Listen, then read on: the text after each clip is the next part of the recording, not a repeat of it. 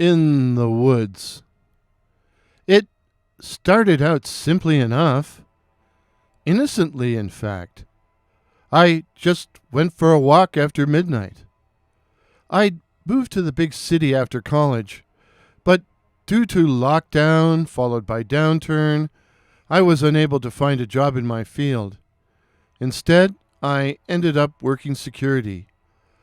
I usually worked the 4 to midnight shift, then took a train out to my place in the suburbs, arriving back at my tiny apartment around 1 a.m. and too keyed up to sleep. And so I'd stay up till dawn, smoking, drinking cheap beer, watching reruns on TV, or surfing the net. And winding up in some pretty strange places. But one night, or should I say during the wee small hours of the morning, I found myself overwhelmed by boredom and ennui, and decided to go for a nocturnal walk to clear my aching head. And once outside, I felt immediately refreshed, but also strangely excited, exalted even. I was out there, all alone, walking in the cool silence, while everyone else slept, totally unaware of my presence. At first, I walked the lonely suburban side streets, but then I began to worry I might be suspected as a prowler, so I switched over to the nearby road. It was a major artery during the day, but at 3 a.m. it was pretty quiet, although there was still some traffic. There was a 24-hour supermarket a mile up the road, and I would usually walk there to give myself a destination, although I rarely bought anything. My way took me past a largely undeveloped park, which boasted a thick grove of trees. I'd been there many times during the day. It sat next to a large reservoir and featured a number of rough trails leading to a central area with some picnic tables. I wondered what it would be like to walk in the woods in the middle of the night. But I rejected the idea as too spooky. Still, every time I walked past, I found myself thinking about it.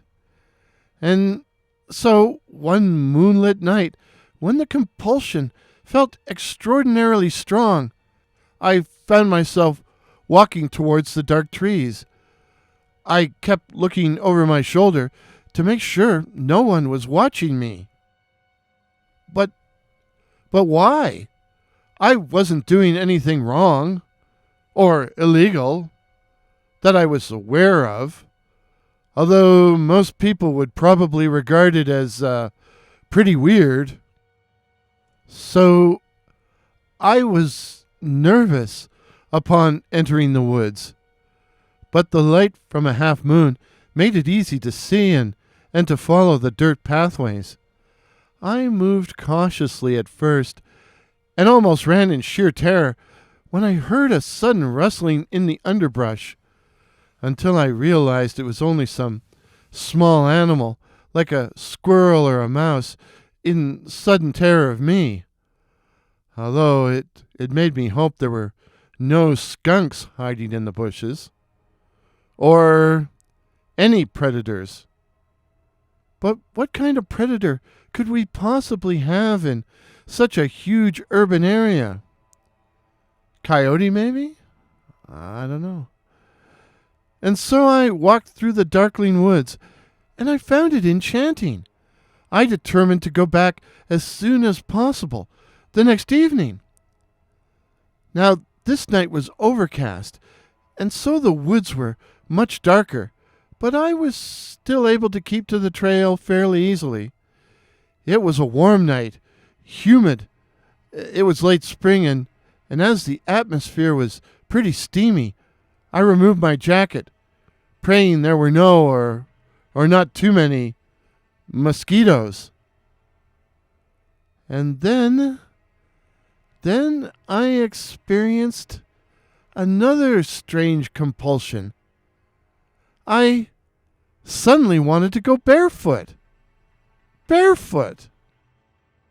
I resisted the idea at first, but the more I resisted, the more it persisted.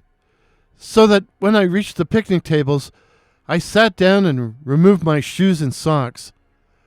I stood up, the soles of my feet connected to the damp earth. And I felt an electric shock course through my entire body, and I suddenly felt like running. And then I was running. I ran up and down the differing trails, terrifying the wild things which scurried away through the underbrush. I ran hard, feeling an overwhelming connection to the woods, to nature, and to the night. I became a wild thing too, a feral thing. I ran back and forth through the woods for nearly 20 minutes, till I collapsed, gulping for breath. I put my shoes and socks back on. I didn't want to, and staggered back to my small apartment. I was weaving back and forth like I was drunk or stoned, so I was glad no police cruisers drove past me. And when I finally got back home, I collapsed on my bed, fully dressed, and fell into a deep sleep, where I dreamed of running through the dark, through the midnight woods. From then on, I went into the woods every night after getting off work, to run barefoot, and to run sometimes on all fours, to run through the darkness. And after a time, I began to experience another urge, the urge to remove all my clothes. Oh, I fought it at first, but on a night with a full, ripe, yellow moon, I finally gave in and stripped. I was crimson with shame and embarrassment at first, but suddenly I experienced a sense of exhilaration, of freedom. It was all a reaction, I suppose. Here I was, alone in the big, impersonal city, friendless, working a crap job among cold, indifferent strangers. I was a nothing, a nobody. But standing here, in my nature's own, I was something, part of nature, wild and free. I began to run naked through the darkness, under the full moon. I wanted to laugh, to shout and yell, to howl. Howl! Is this how the werewolf legend started? I jumped up on one of the picnic tables and bayed at the moon. Howl!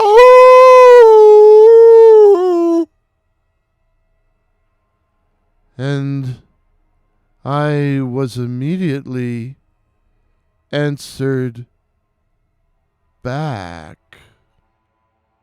Something came crashing through the underbrush, through the shadows. Something big, dark and hairy, with gleaming white teeth, glowing red eyes, pointed ears. Something that moved on all fours, incredibly fast. And for a split second, I realized that werewolves aren't legends. The moral of the story: it's always better to keep your clothes on, unless you want others to howl. If this is your first visit to my channel, please consider subscribing. My name is Warren, and I write and tell original ghost stories and original horror stories featuring such cryptids as the Night Floaters, werewolves, and the black-eyed children. So again, please consider subscribing. Please help me to reach my goal of 2,500 subs. Till midnight. Cheers. Pictures used in today's video, courtesy of Pix here, that's PX here, while the music was Unseen Horrors by that patron of the internet, Kevin MacLeod. Thank you for listening.